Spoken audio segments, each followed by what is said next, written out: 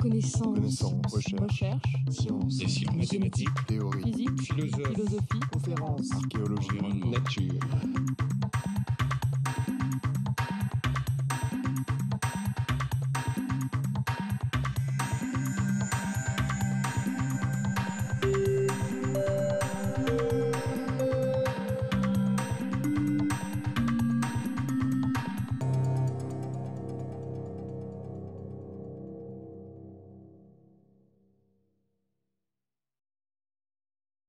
Bien, bonjour à tout le monde. Il me semble qu'on est un petit peu moins nombreux que d'habitude, mais ça n'a pas d'importance parce que vous allez le voir, c'est un cours qui va être très intéressant et qui va concerner essentiellement la possibilité de faire de la thérapie génique en utilisant des vecteurs non viraux.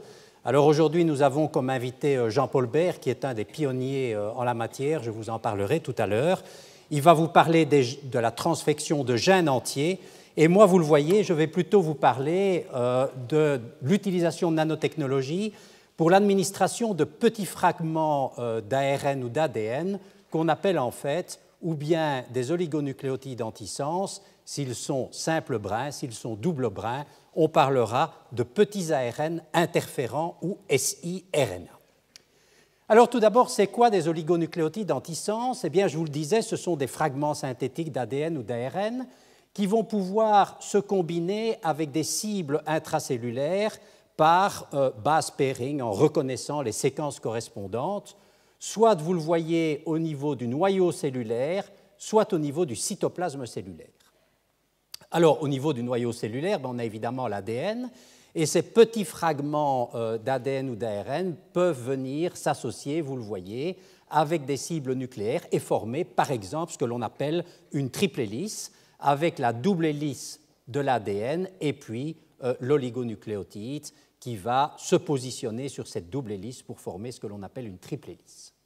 Alors, vous pouvez avoir des séquences d'acides nucléiques qui vont reconnaître cette fois-ci, je dirais, l'ARN messager au niveau du cytoplasme cellulaire, soit, et alors je vais vous expliquer ce point-là, soit on va tout simplement synthétiser des séquences antisens qui vont reconnaître la séquence correspondante de l'ARN messager, mais à cheval sur le codon AUG. Alors, c'est quoi le codon AUG?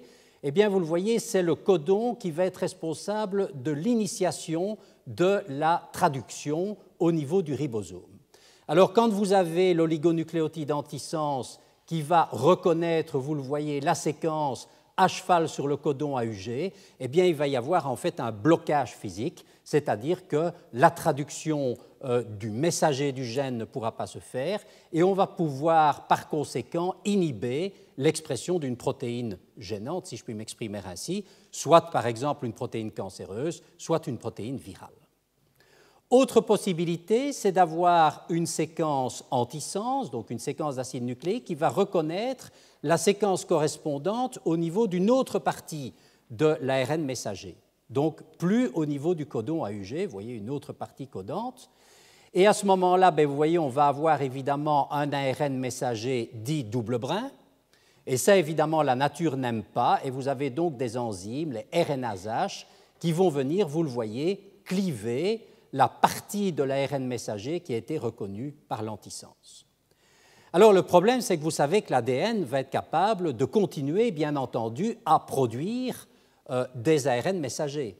Et donc, vous allez continuellement devoir solliciter ces ARN messagers avec les antisens. Et ça, c'est un problème, ça veut dire qu'il va falloir ou bien administrer de manière contrôlée, de manière programmée, de manière constante des antisens à la cellule pour avoir toujours des molécules d'antisens d'oligonucléotides capables effectivement de reconnaître les séquences correspondantes sur l'ARN messager, parce que quand l'antisens a fait son travail, eh bien, il est éliminé, il est dégradé. Et donc, vous voyez que ça, c'est une limitation de l'approche, c'est que vous allez avoir continuellement production d'ARN messager, et c'est très difficile d'éteindre un ARN messager sur le long terme avec un oligonucléotide antisens. Alors, plus récemment, vous savez qu'il y a eu une découverte extrêmement importante au début des années 2000, ça a été les petits ARN interférents que l'on appelle aussi siRNA pour Small Interfering RNA. Alors, en fait, là, ce sont des petits ARN, vous le voyez, double brin, qui ont entre 19 et 23 ribonucléotides, donc toujours cette même taille-là. Et on sait maintenant que ces ARN double brin, jusque-là on pensait que les ARN double brin n'existaient pas dans la nature. Et en réalité, les gens qui ont découvert cela ont constaté qu'en effet, notamment au niveau des plantes, puisque ça a été découvert au départ sur les dahlias, que ces petits ARN interférents, donc double brin, eh bien, avaient des rôles physiologiques extrêmement importants, notamment celui éventuellement de corriger ou d'éteindre certains gènes qui ne devraient pas s'exprimer. Et ça, évidemment, c'était tout à fait nouveau. Alors, comment est-ce que les choses se passent? Eh bien, vous avez ici, vous le voyez, le siRNA, le petit ARN interférent double brin, qui va être pris en charge, dont le brin dit antisens ou encore le brin guide, vous allez voir pourquoi on l'appelle ainsi, va être pris en charge notamment par un acteur majeur de l'action antisens des siRNA, c'est une protéine argonaute. Alors vous le voyez, cette protéine a en fait un domaine dit PAS qui va interagir avec l'extrémité 3' du siRNA, du brin antisens du siRNA. Et puis en plus, cette protéine AGO, donc argonaute, a un domaine RNase-H. Vous voyez que là, c'est une enzyme qui est également extrêmement importante dans la régulation de l'ARN messager. Et cette protéine AGO va en fait s'associer, vous le voyez, avec des endonucléases, avec des hélicases, pour former un complexe protéique que l'on appelle le complexe RISC. Et en fait, ce complexe RISC va prendre, vous le voyez, le brin guide ou le brin antisens du petit ARN interférent et va l'amener au niveau de l'ARN messager et va réellement scanner l'ARN messager jusqu'au moment où il va y avoir une reconnaissance de la séquence complémentaire de celle du brin antisens du siRNA. Et à ce moment-là, qu'est-ce qu'il va y avoir? Eh bien, notamment les RNase-H, les endonucléases, etc., vont couper, vous le voyez, la partie de l'ARN qui a été reconnue par le brin antisens du siRNA, et il y aura un effet de silence du gène, c'est-à-dire qu'il n'y aura pas l'expression de la protéine correspondante. Deux avantages des siRNA a priori par rapport aux oligonucléotides antisens simple brin. Premier avantage, c'est que quand le brin guide du siRNA a fait son job, a fait son travail, eh bien, il va pouvoir être repris en charge par la protéine argonaute et par le complexe RISC et venir rescanner un autre ARN messager ou une autre séquence sur un ARN messager. Et donc, vous voyez qu'il y a une espèce de réutilisation, si je puis m'exprimer ainsi, du brin guide, du brin antisens, du siRNA. Et puis, d'autre part, du fait que le siRNA est un double brin, eh bien, il est un petit peu plus stable, relativement plus stable que les oligonucléotides antisens.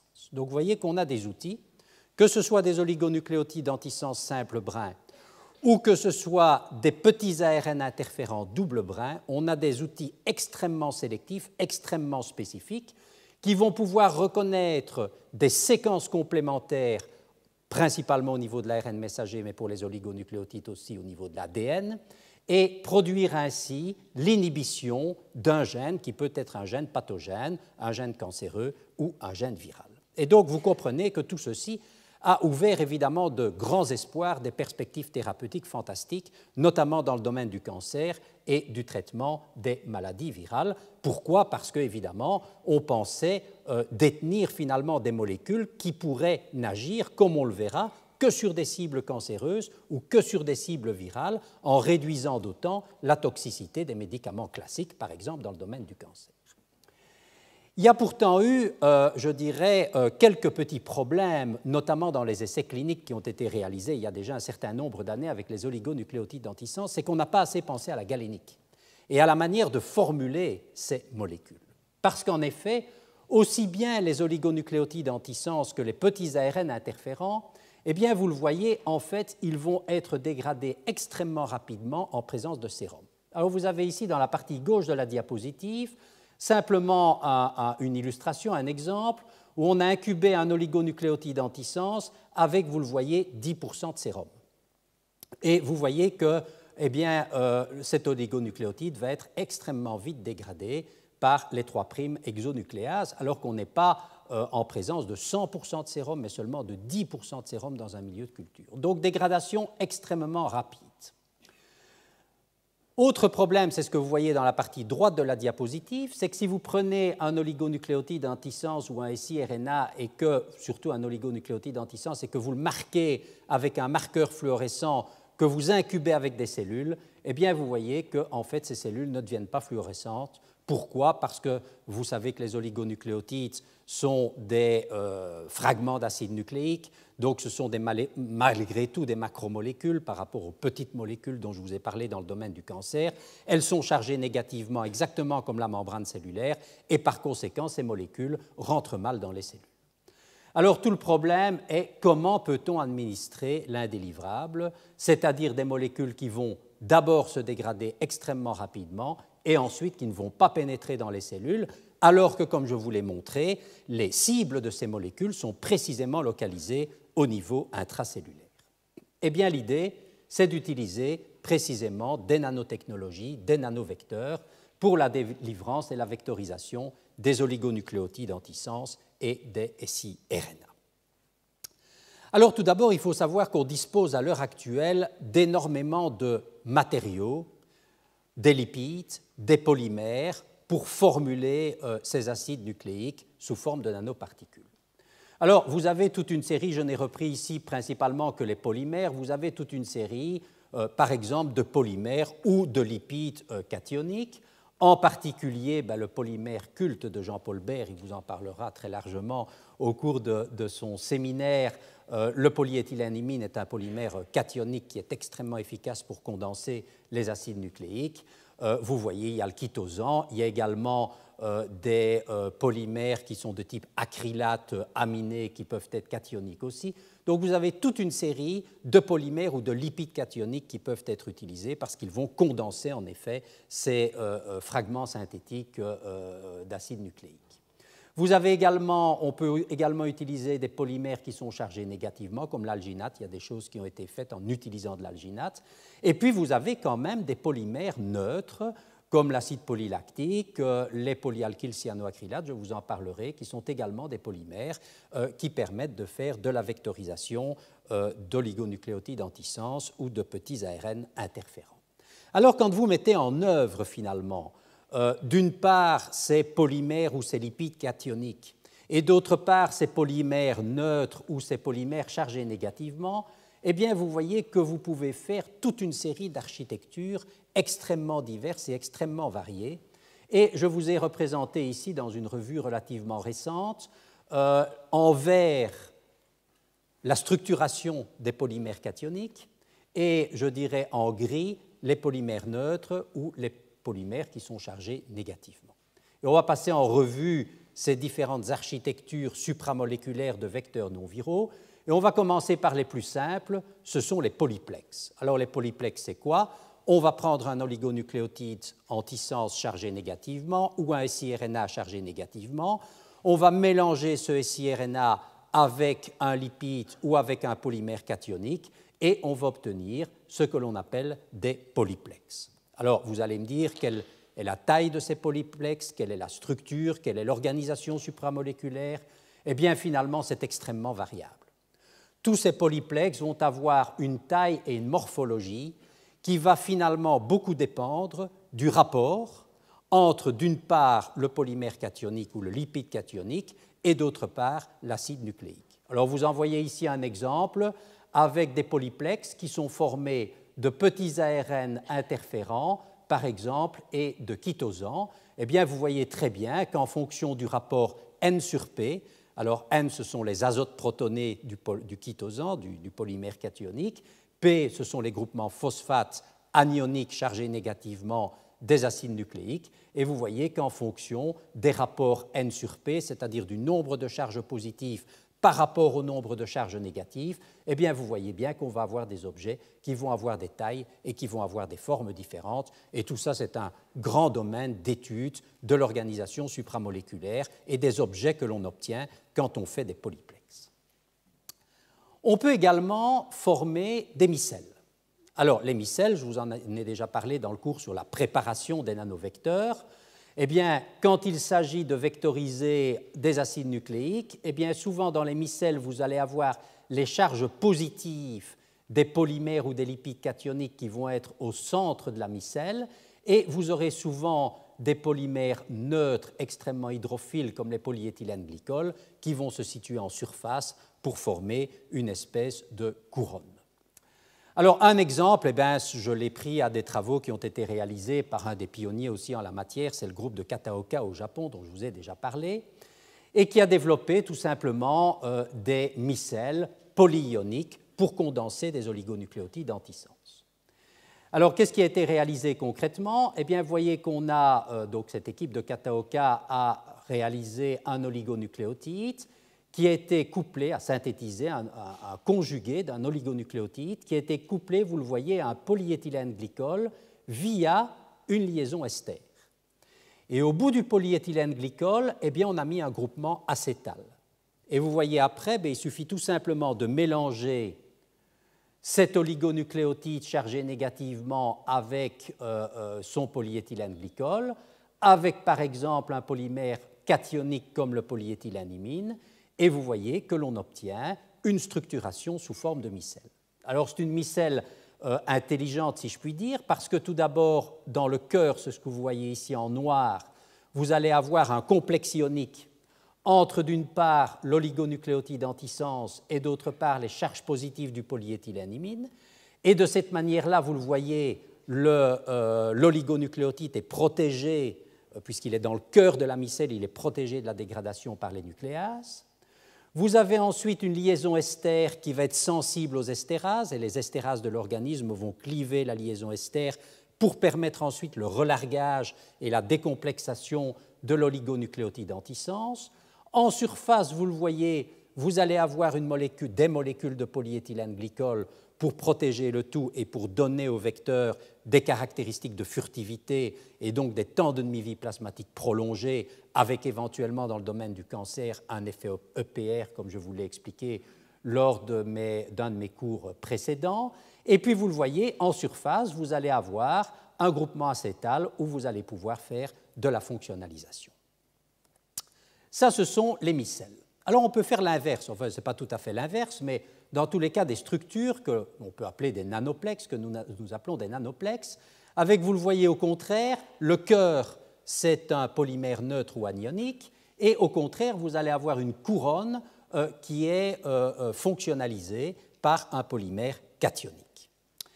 Alors, c'est ce qui a été réalisé relativement récemment dans notre unité par notamment Christine Vautier et la thèse en particulier de Christophe Chauvière, où l'idée a été de préparer, je vous en ai déjà parlé encore une fois dans la préparation des vecteurs, de préparer des nanoparticules à base de cyanoacrylate, mais par polymérisation radicalaire. Alors, je vous rappelle le principe. On va partir d'un polysaccharide qui est représenté ici, que l'on va traiter par, vous le voyez, des ions cérium à pH acide, et ces ions cérium, en réalité, vont cliver le polysaccharide et vont produire des radicaux libres, donc des morceaux, si vous voulez, de polysaccharide. Et ces radicaux libres vont être capables d'initialiser la réaction de polymérisation du monomère cyanoacrylique pour former des copolymères à 10 blocs avec une partie hydrophile polysaccharide et une partie, je dirais, hydrophobe, qui est la partie polyalkyl cyanoacrylate. Et ça, quand on met cela en milieu aqueux, eh bien, vous le voyez, on obtient des nanoparticules qui peuvent avoir à peu près une trentaine de nanomètres. Alors ici, on est dans le domaine de la thérapie génique et de la délivrance des oligonucléotides antisens. Et donc, vous comprenez bien que le polysaccharide que l'on va utiliser, ce n'est pas un dextran comme représenté ici, mais c'est à nouveau un chitosan, qui est un polymère naturel, cationique, et donc qui va finalement conférer à ces nanoparticules de cyanoacrylate, vous le voyez, en surface, une charge positive. Alors c'est assez facile parce qu'on a les nanoparticules décorées de chitosan, on va rajouter, vous le voyez, le siRNA, le siRNA va venir se mettre finalement dans la brosse de chitosan et on va avoir ce que l'on appelle un nanoplex dont on peut à peu près maîtriser la charge de surface, puisqu'au départ, vous le voyez évidemment, ce type de nanoplex va avoir une charge totalement positive en raison de la présence du chitosan en surface. Et puis au fur et à mesure que l'on va rajouter des concentrations croissantes de siRNA, eh bien vous voyez qu'on va inverser la charge. Et la charge, quand il y a un excès de siRNA par rapport aux charges positives du chitosan, la charge peut devenir franchement négative. Alors, il y a un vecteur très particulier, et Trunk-Ledohan s'en rappelle, puisqu'on a travaillé ensemble sur ce vecteur, ce sont les nanocapsules. Alors, c'est un vecteur auquel je crois beaucoup, parce que, mais peut-être que Jean-Paul Bert vous dira le contraire, c'est vrai que quand on utilise des polymères cationiques, vous allez le voir, on a toujours, enfin, ça dépend à quelle concentration on travaille, mais on a toujours un problème d'interaction avec les protéines plasmatiques quand on va travailler in vivo, et donc potentiellement de toxicité. Et c'est la raison pour laquelle le développement de vecteurs non cationiques est probablement une approche qui est extrêmement intéressante, bien qu'on n'ait pas toujours, vous le verrez, des taux de transfection qui soient aussi efficaces qu'avec les vecteurs cationiques. Néanmoins, on peut préparer des nanocapsules, tout simplement en faisant de la polymérisation interfaciale, encore une fois entre un monomère cyanoacrylique et une phase aqueuse. Alors, le monomère cyanoacrylique, pour polymériser, vous le savez, il a besoin d'avoir un initiateur de polymérisation qui va être dans la phase aqueuse, ce sont les ions OH-. Le monomère cyanoacrylique, eh bien, il se trouve dans la phase huileuse, c'est ce que j'ai représenté ici par les petites billes vertes. Le seul endroit où peut se faire la polymérisation, c'est à l'interface entre la phase aqueuse et la phase huileuse. Et comme bien entendu les oligonucléotides antisens et les siRNA ont un coefficient de partage qui est très en faveur de la phase aqueuse, ces molécules ne sont évidemment pas solubles en phase huileuse, mais sont très solubles en phase aqueuse, eh bien vous le voyez, quand on va faire de la polymérisation anionique interfaciale d'une nanogouttelette d'eau dans une phase huileuse externe, eh bien on va encapsuler, vous le voyez, des quantités considérables, soit d'oligonucléotides antisens, soit de siRNA. Voilà en gros, bon, je ne vous ai pas tout montré, mais voilà en gros les principaux vecteurs qui peuvent être utilisés, du moins les principaux vecteurs polymères qui peuvent être utilisés pour vectoriser des oligonucléotides antisens ou des siRNA. Alors maintenant, il y a deux questions. L'une, c'est la protection vis-à-vis de la dégradation par les nucléases. L'autre, c'est la pénétration intracellulaire. Alors, on va tout d'abord voir, est-ce que, en effet, ces nanovecteurs peuvent protéger vis-à-vis de la dégradation par les nucléases. Deux exemples. Tout d'abord, vous le voyez, les nanomicelles de Kataoka. Et donc ici, eh bien, cette méthodologie a permis, vous l'avez vu, d'encapsuler des oligonucléotides antisens que l'on a incubés, qu'ils ont incubés tout simplement en présence de nucléases, et puis ils ont regardé tout simplement la dégradation en noir de l'oligonucléotide quand il est incubé sous forme libre. Alors vous voyez que vous allez avoir à peu près 40% de dégradation après 120 minutes, alors que vous le voyez sous forme de nanomicelles polymères, eh bien vous voyez que ces oligonucléotides vont être extrêmement résistants à la digestion par les nucléases. Autre exemple, est-ce que ça marche avec des polymères non cationiques et en particulier avec des systèmes à base de nanocapsules? Eh bien oui, ici on a tout simplement incubé, encore une fois, avec un milieu de culture qui contient 10% de sérum. Vous voyez que l'oligonucléotide ici est une échelle logarithmique qui est en phosphodiester. Donc vous voyez que l'oligonucléotide en bleu va se dégrader extrêmement rapidement. Alors vous voyez, celui-ci il est particulièrement sensible puisqu'après moins de 2 heures, eh bien, vous ne retrouvez plus rien, il est complètement dégradé dans le milieu de culture. En revanche, si vous encapsulez cet oligonucléotide dans des nanocapsules, eh bien, vous voyez que vous allez avoir un phénomène biphasique. Tout d'abord, pendant à peu près 3 à 4 heures, vous voyez qu'il ne se passe rien. L'oligonucléotide est parfaitement stable, parfaitement intact dans le milieu de culture qui contient du sérum. Par contre, après 3 heures environ, eh bien, vous voyez qu'il va y avoir petit à petit une dégradation de l'oligonucléotide. Alors, à partir de ces courbes finalement de dégradation, eh bien, on peut comprendre aussi comment l'oligonucléotide va être libéré à partir des nano-objets, à partir des nanocapsules. voyez qu'en fait, pendant 3 heures, quand il ne se passe rien, eh bien, tout simplement, l'oligonucléotide, vous le voyez ici, est à l'intérieur de la capsule. Étant à l'intérieur de la capsule, il est bien protégé, il n'y a pas de dégradation. Et puis, vous le savez, hein, j'en ai suffisamment parlé, les polymères qu'on utilise sont des polymères biodégradables. Les polyalkylcyanoacrylates sont hydrolysés par des estérases, et vous savez que dans le sérum, il y a des estérases. Et donc, le résultat, c'est qu'après 3-4 heures, eh bien, vous voyez que l'enveloppe de la nanocapsule va petit à petit se dégrader, et vous voyez qu'en se dégradant, elle va libérer l'oligonucléotide antisens qui va passer dans le milieu sérique, et par conséquent, là, il va se retrouver au contact avec les nucléases, et donc là, vous allez avoir une dégradation de l'oligonucléotide. Donc, vous voyez qu'on peut comprendre de cette manière aussi comment va se faire la libération de ces polyanions, de ces polynucléotides à partir de nanocapsules. Donc, vous voyez qu'on peut protéger de la dégradation. On a résolu, ou du moins partiellement résolu, un des 2 problèmes majeurs de l'administration de ces oligonucléotides antisens. Deuxième problème, c'est évidemment la pénétration intracellulaire. Et la première étape de la pénétration intracellulaire, c'est évidemment l'interaction avec la membrane cellulaire.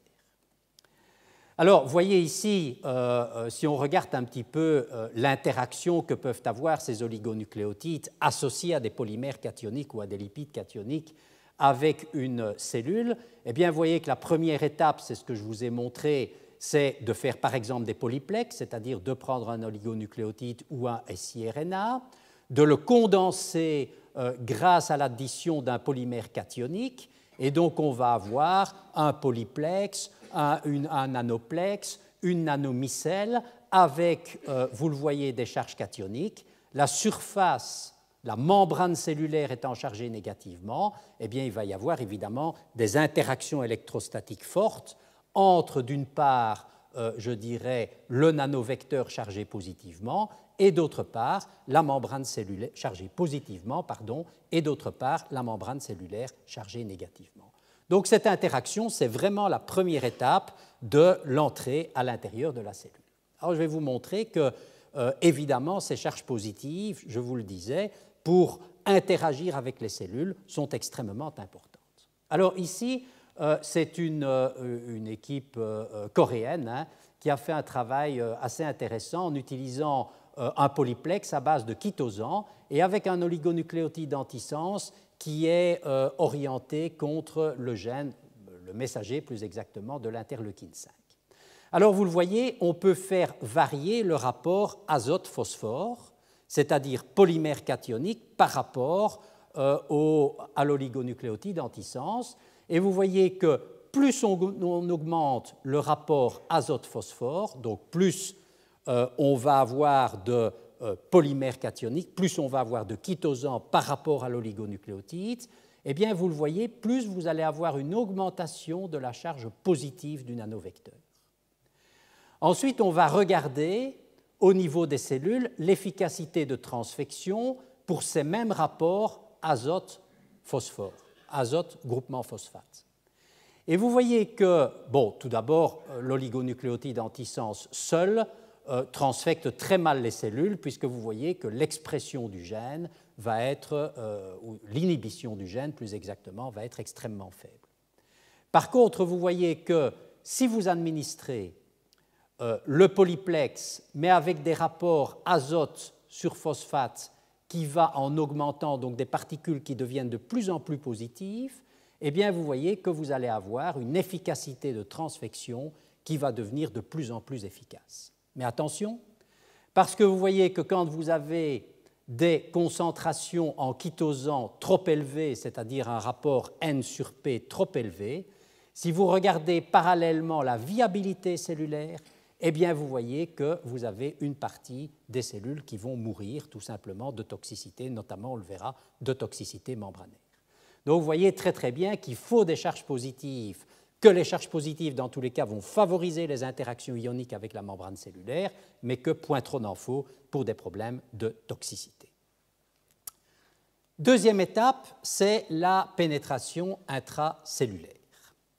Alors, la pénétration intracellulaire, là, je vais vous illustrer cela par un exemple qu'on a fait justement avec Trunkel-Dohan, avec des nanocapsules qui contenaient également un oligonucléotide antisens et dont on a testé le trafic intracellulaire sur des cellules fibroblastiques 3T3. Alors, tout d'abord, on a incubé l'oligonucléotide, vous le voyez ici, sous forme libre, et on a regardé la quantité d'oligonucléotides qui est associée aux cellules. Alors pour ça, on va tout simplement marquer l'oligonucléotide avec du phosphore 32 ou du phosphore 33. Ici, si je me rappelle bien, c'était du phosphore 32.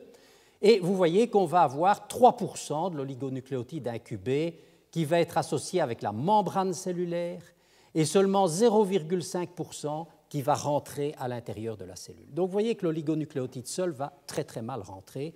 Il va éventuellement un petit peu interagir avec la membrane.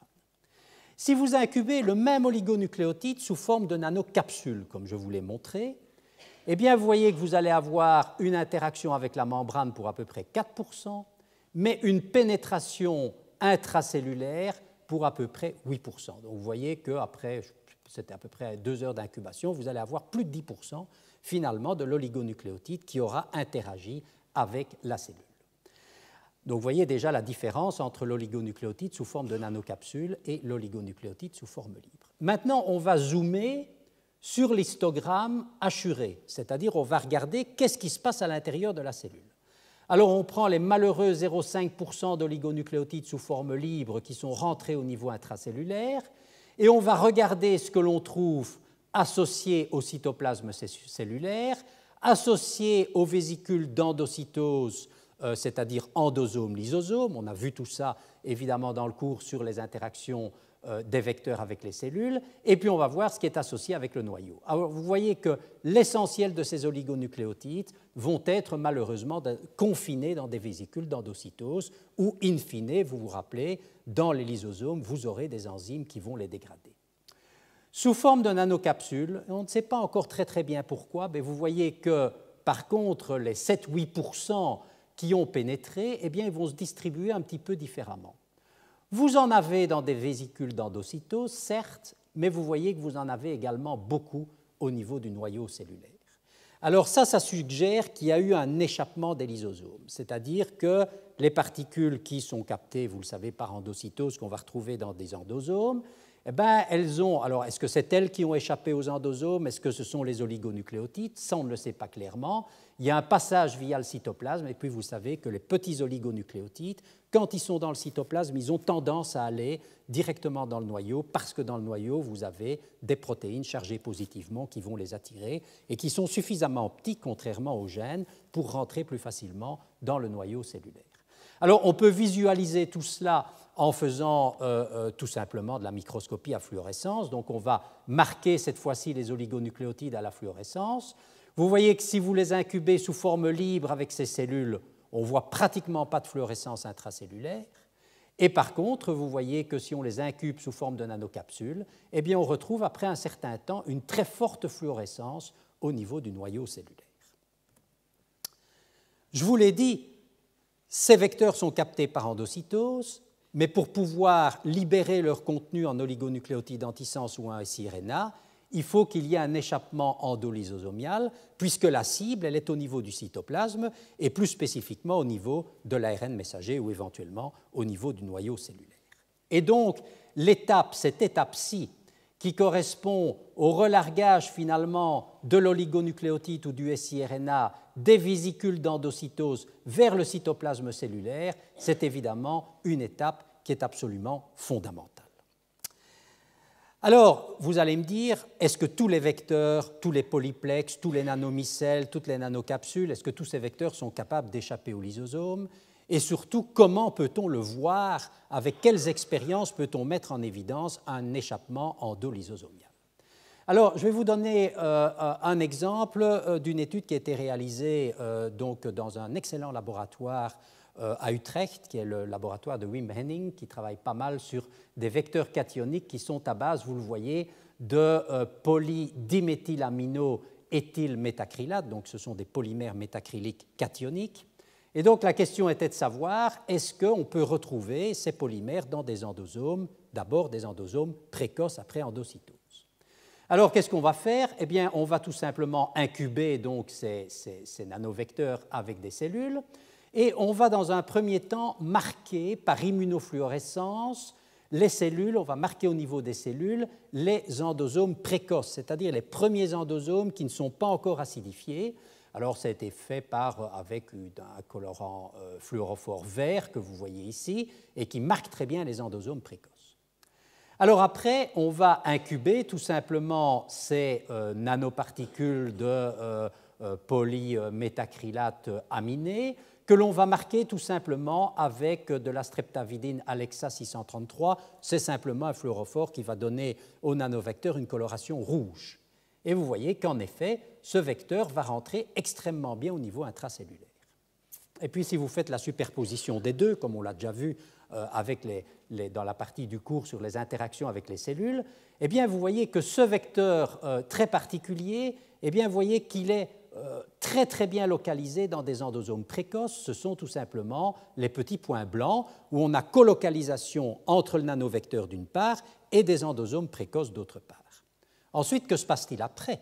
La question qui se pose, est-ce que ce vecteur, avec son contenu en siRNA, va pouvoir échapper ou pas au confinement endolysosomial? Alors, qu'est-ce qu'on peut faire pour voir ça? Eh bien, une expérience finalement assez facile. On va prendre un colorant fluorophore qui est la calcéine. Il faut savoir que la calcéine a tendance, après incubation avec les cellules, à se mettre, vous le voyez, dans des endosomes ou dans des lysosomes, c'est-à-dire que ce fluorophore est confiné, et étant confiné, il y a ce que l'on appelle un quenching de fluorescence. C'est-à-dire qu'on ne voit pas beaucoup de fluorescence à l'intérieur de la cellule. Vous voyez ici les contrôles de calcéine, très peu de fluorescence. Si on prend maintenant une molécule qui est le PPAA, peu importe ce que c'est, ça n'a pas beaucoup d'importance. Ce qui est important, c'est qu'il faut savoir que cette molécule est capable de perméabiliser la membrane des endosomes et des lysosomes. Qu'est-ce qui se passe? Eh bien, vous voyez qu'immédiatement la calcéine va diffuser dans l'ensemble de la cellule, dans l'ensemble du cytoplasme cellulaire, et vous voyez ici que les cellules vont devenir totalement fluorescentes et vous aurez une exaltation de la fluorescence parce que vous avez une molécule qui effectivement est capable de créer une rupture endolysosomiale. Donc maintenant, on va refaire la même chose avec le vecteur cationique de Wim-Hennig.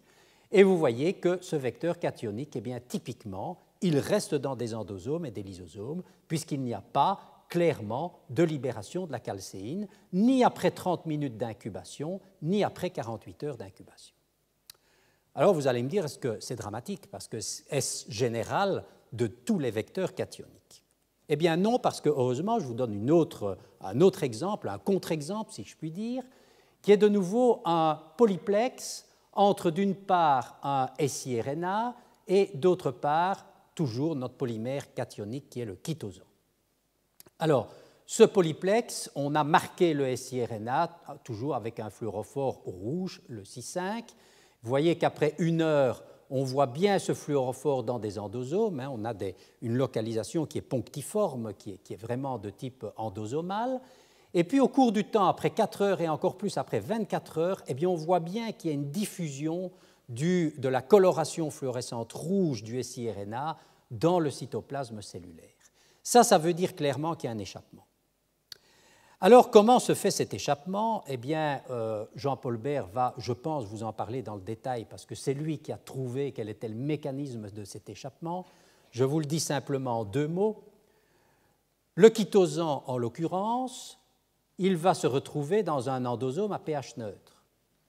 Au fur et à mesure que l'endosome va s'acidifier, en fonction évidemment du pKb ou du pKa du polymère, vous allez avoir une protonation de ce polymère et par conséquent, vous allez avoir formation de BH+, ce qui va entraîner l'arrivée de contre-ions d'ion chlorure. Donc vous allez avoir un milieu endosomal qui va être extrêmement riche osmotiquement, qui va induire une pression osmotique et cela va entraîner évidemment l'arrivée d'eau à l'intérieur de la vésicule d'endocytose et l'éclatement ou dans tous les cas la perméabilisation de la membrane endosomale ou lysosomiale, plutôt endosomiale, et c'est ce que l'on appelle, c'est ce que Jean-Paul Bert a appelé les éponges à protons dont il vous parlera pour les gènes probablement. Il y a d'autres manières de favoriser cet échappement des endosomes et des lysosomes. C'est d'utiliser, je vous en ai déjà parlé dans le cours, je pense, sur les infections intracellulaires, c'est d'utiliser des liposomes pH sensibles.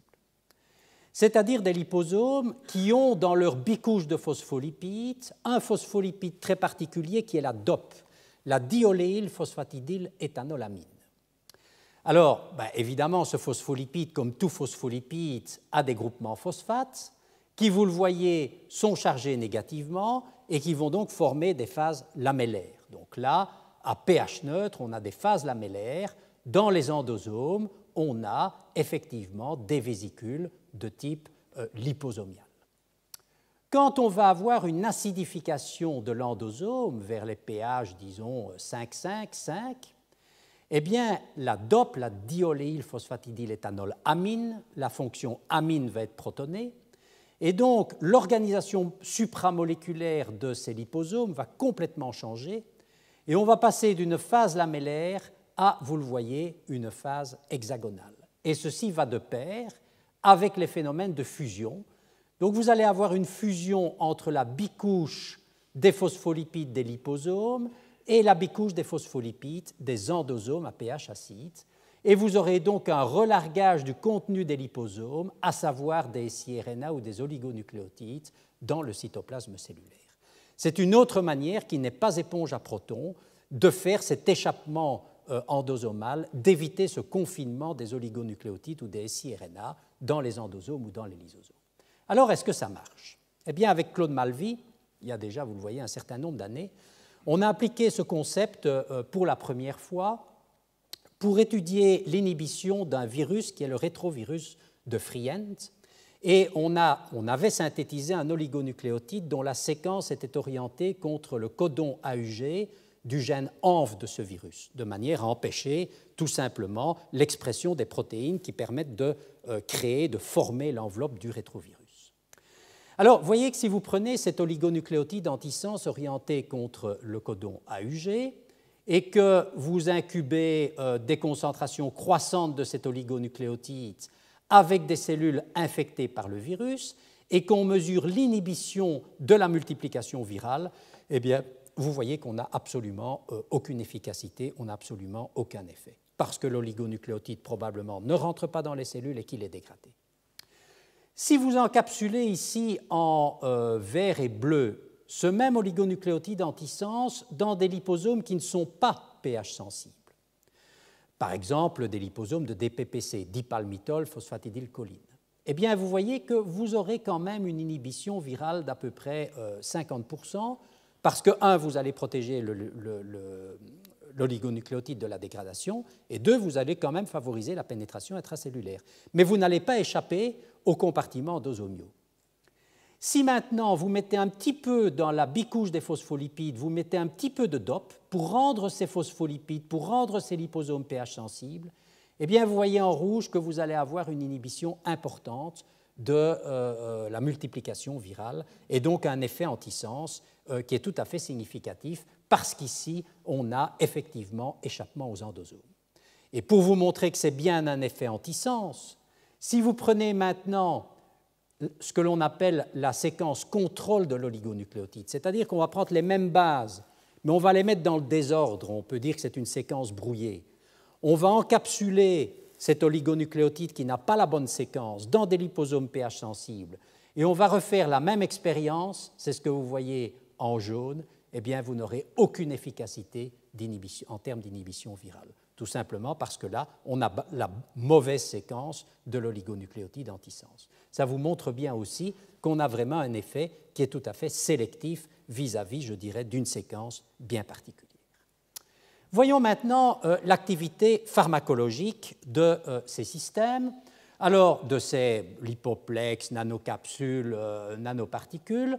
Alors vous voyez que tous ont été évalués, pratiquement tous ont été évalués, principalement dans le domaine du cancer, avec des applications diverses et variées, d'une part avec des administrations qui sont intratumorales, des administrations qui, comme vous le verrez, qui sont intrapéritonéales, d'autres administrations qui sont intraveineuses, et vous le voyez contre différents types de cancers expérimentaux diverses et variés.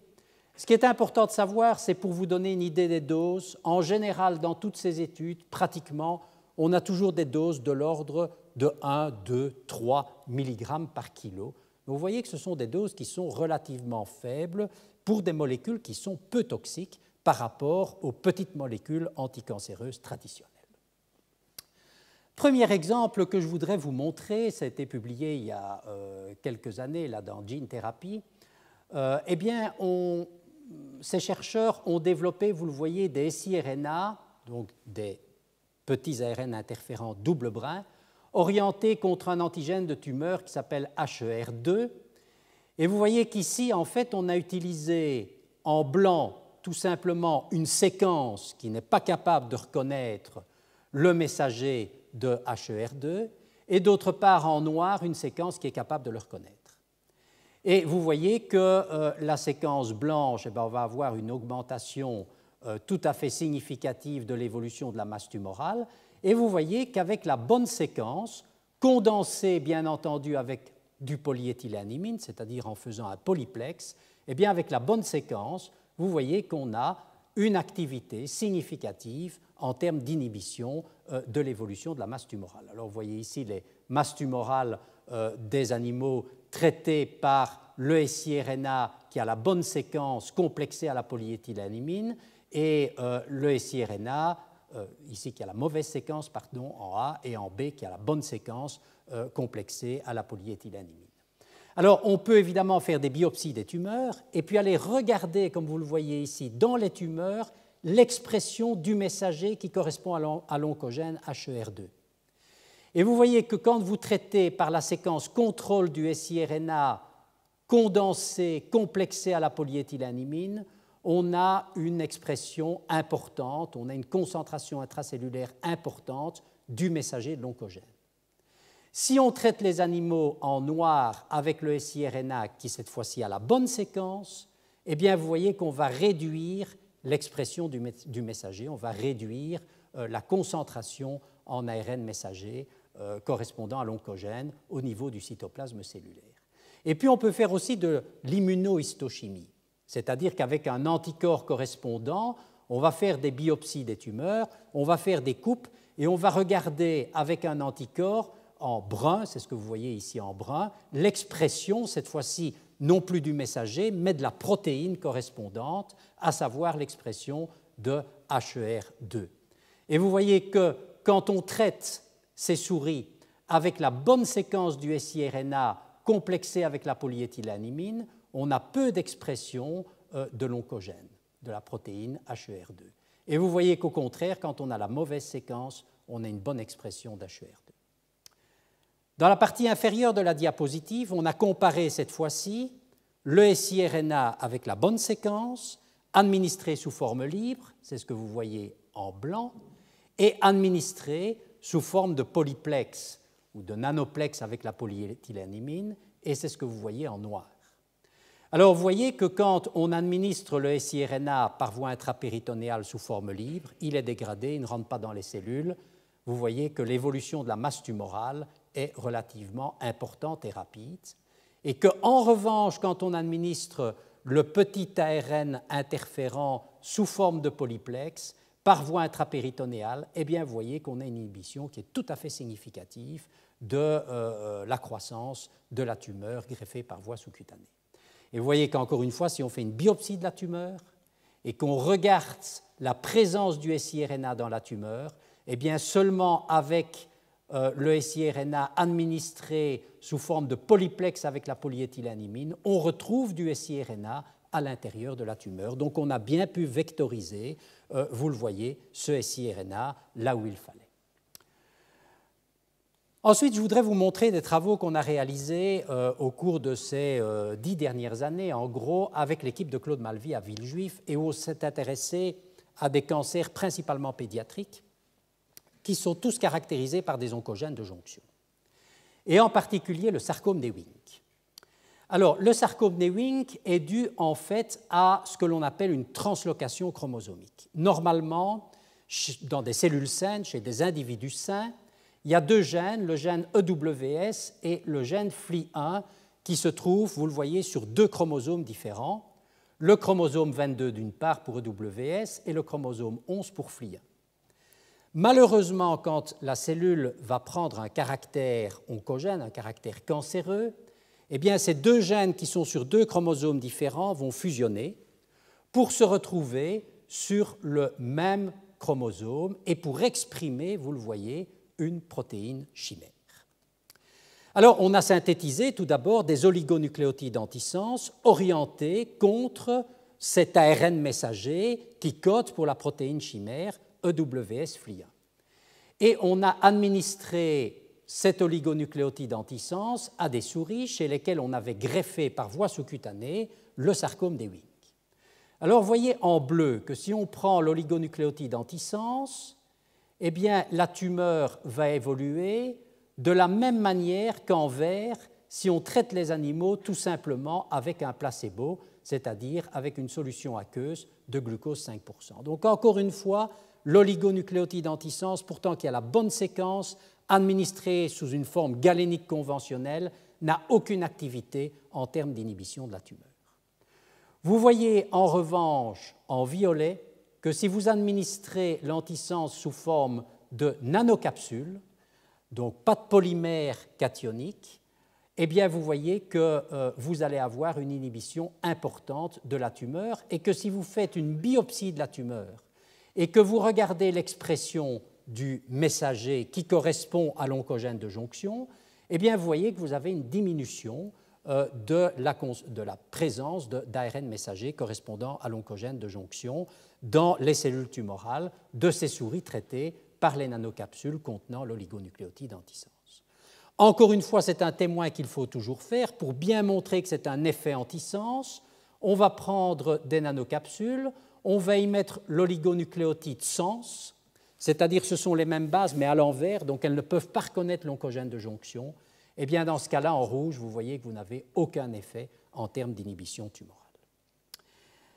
Alors, ensuite, il y a eu l'avènement des siRNA, donc des doubles brins. Et comme on avait le modèle, qu'on avait les oligonucléotides, on s'est dit on va prendre à peu près la même séquence, mais non plus sous forme d'oligonucléotides antisens, mais sous forme de siRNA. Et on va refaire la même expérience sur le même modèle de souris porteuse du sarcome d'Ewing. Et c'est ce qu'on a fait ici, vous le voyez. Alors, d'une part, les animaux non traités, vous voyez que la tumeur, encore une fois, va évoluer de manière extrêmement rapide. Si vous traitez par le siRNA sous forme libre, les carrés à l'envers ici, les losanges, eh bien, vous voyez que vous n'avez absolument aucune inhibition en termes d'évolution du volume tumoral. Et vous voyez qu'avec les siRNA sous forme de nanocapsules, eh bien, très clairement, vous supprimez complètement les tumeurs greffées par voie sous-cutanée. Elles vont pratiquement totalement disparaître. Et sur le tableau suivant, je vous montre la comparaison de ces deux expériences en termes de doses qui vous montrent bien que les siRNA sont en effet plus efficaces dans le domaine d'inhibition d'un oncogène que l'oligonucléotide antisens correspondant. Le double brin est plus efficace que le simple brin. En effet, vous voyez que les nanocapsules contenant l'oligonucléotide antisens, pour une dose cumulée de 5 mg par kilo, eh bien, on avait une inhibition de 60% de la croissance tumorale.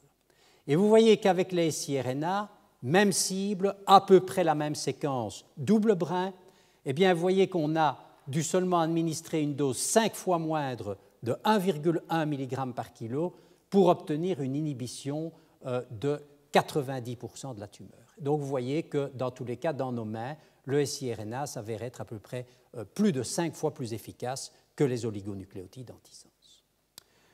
Je voudrais vous montrer un exemple encore plus récent qui est un autre oncogène de jonction qui touche également, c'est une tumeur qui touche également les enfants, mais pas uniquement, c'est le carcinome papillaire de la thyroïde, qui résulte, ou la maladie de Tchernobyl, qui résulte de l'irradiation notamment des enfants lors de la catastrophe de Tchernobyl. Et on a bien identifié sur le plan de la biologie moléculaire qu'une des causes du carcinome papillaire de la thyroïde, c'est de nouveau la fusion de deux oncogènes. D'une part, le gène RET, qui est un récepteur de tyrosine kinase, et d'autre part, le gène H4, qui est un gène ubiquitaire. Ces deux gènes sont sur deux chromosomes différents. Ils vont fusionner sur un même chromosome pour donner lieu à une protéine chimère. Et c'est cette protéine qui est vraiment la cible, qui permet à la cellule de devenir tumorale, et c'est donc bien cet oncogène de jonction qui est la cible que nous devons viser. Alors, comment peut-on voir cela d'un point de vue, je dirais, phénotypique? Eh bien, si vous prenez des cellules fibroblastiques, encore une fois, on en a parlé, les cellules 3T3, vous les incubez, vous voyez, ces cellules sont bien isolées. Là, si on va à confluence, on va avoir un magnifique tapis cellulaire de cellules saines. Si vous transfectez ces cellules par l'oncogène de jonction qu'on appelle RET-PTC1 pour le carcinome papillaire de la thyroïde, eh bien, vous voyez que les cellules vont avoir tendance à s'agréger déjà lorsqu'elles sont à faible densité dans la culture cellulaire, et à forte densité, vous voyez qu'elles vont s'agréger. C'est la préfiguration finalement des métastases. Donc vous voyez qu'on les a transfectées avec cet oncogène de jonction, elles deviennent tumorales.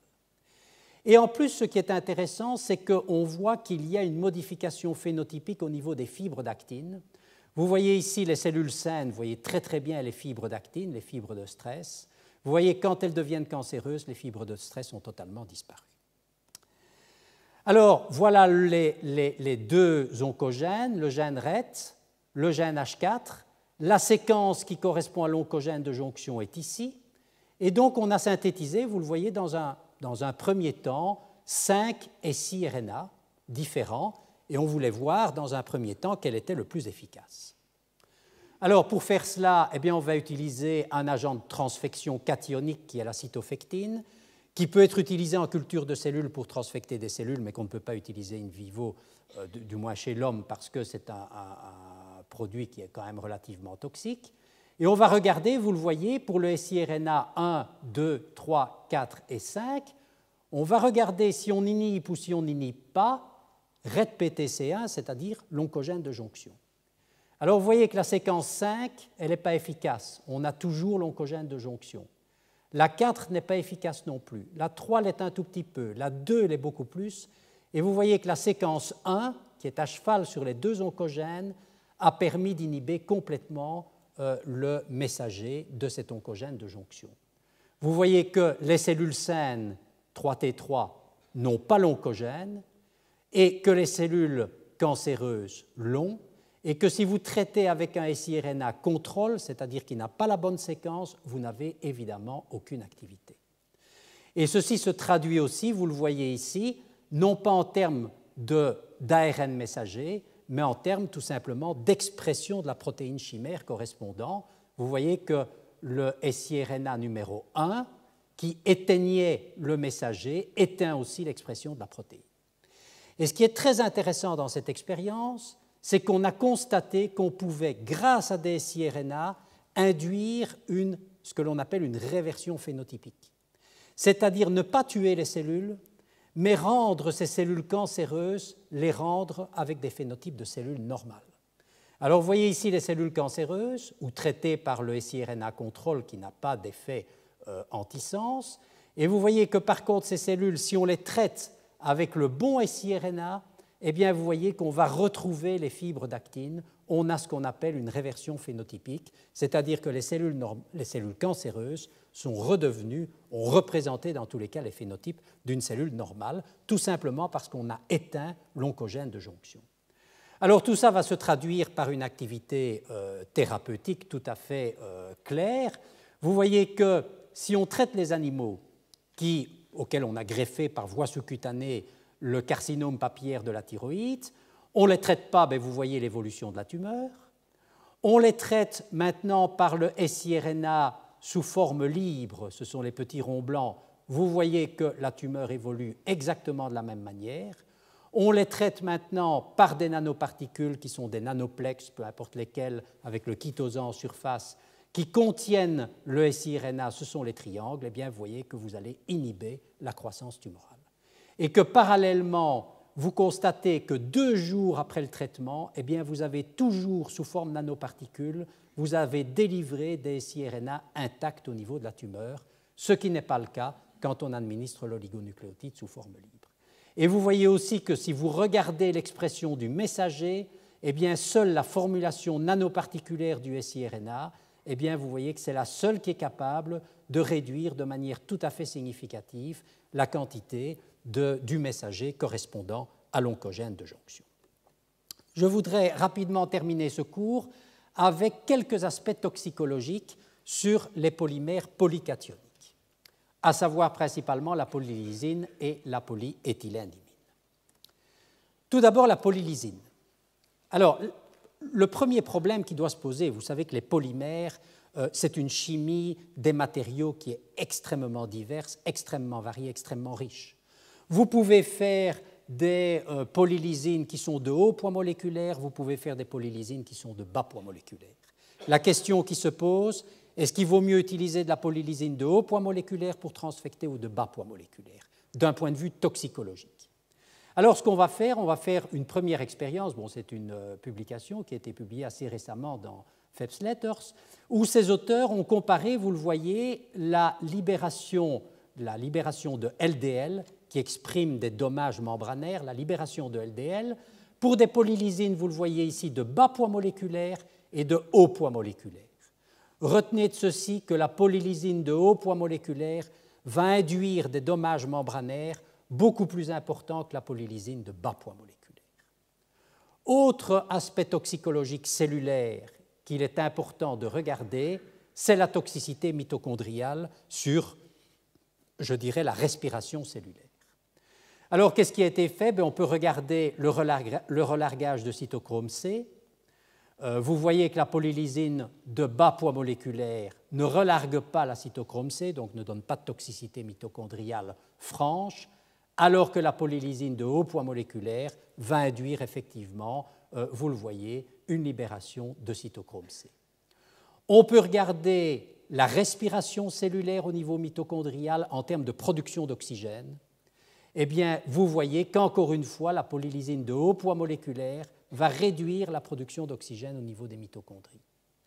Et va aussi, vous le voyez ici, avoir un effet tout à fait déplorable sur, je dirais, va induire dans tous les cas une dépolarisation de la membrane mitochondriale, c'est-à-dire que vous allez avoir un effet tout à fait net sur, je dirais, le potentiel transmembranaire mitochondrial qui s'affaisse, vous voyez, en présence de polylysine de haut poids moléculaire, alors que le bas poids moléculaire n'a pas d'effet toxicologique sur les mitochondries.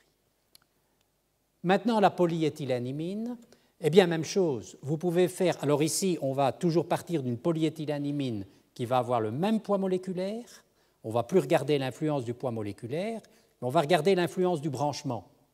On peut faire des longs polymères comme des spaghettis, ou on peut faire des polymères dans lesquels vous allez avoir des branchements latéraux. Qu'est-ce qu'il vaut mieux utiliser? Et donc ici, cette équipe a étudié, vous le voyez, des polymères plus ou moins branchés. Alors, quand vous allez vers la droite, vous diminuez le branchement. Quand vous allez vers la gauche, vous augmentez le branchement. Eh bien, vous voyez que plus vous avez une augmentation du branchement des polymères, du branchement latéral des polymères, plus vous voyez apparaître une mortalité cellulaire. Donc, les polymères branchés, eh bien, sont plus toxiques que les polymères linéaires. Ça se voit également si vous regardez en fonction du branchement de la droite vers la gauche de la diapositive, vous allez vers des polymères qui sont plus branchés. Eh bien, plus vous allez vers des polymères branchés pour des temps d'incubation différents, plus vous aurez un relargage de LDL, c'est-à-dire une toxicité membranaire. Et vous observez exactement la même chose dans la partie inférieure droite ici de la diapositive si vous regardez l'hémolyse.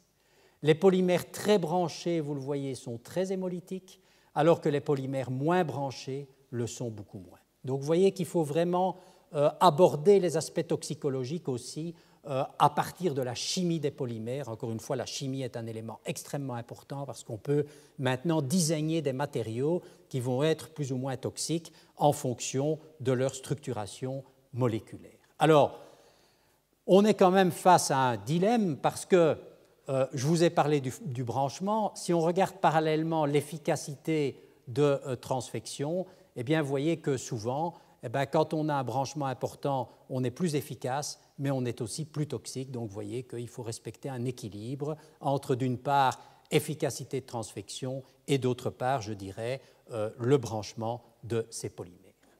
J'en arrive à la conclusion.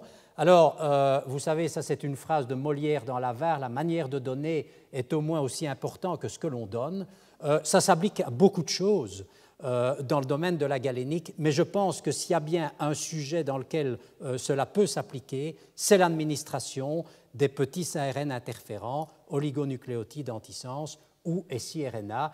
Et en effet, probablement que les premiers essais cliniques qui ont été faits, notamment dans le domaine de HIV, très tôt, quand on a découvert les oligonucléotides antisens et qu'on a eu des espoirs extraordinaires pour traiter à l'époque les patients infectés par HIV, eh bien, on n'a peut-être pas pensé suffisamment à la galénique parce que les tout premiers essais cliniques qui ont été réalisés avec simplement des solutions aqueuses, des injectables classiques de ces petits oligonucléotides antisens et n'ont donné évidemment aucun résultat pour toutes les raisons que je viens de vous expliquer. Je vous remercie pour votre attention.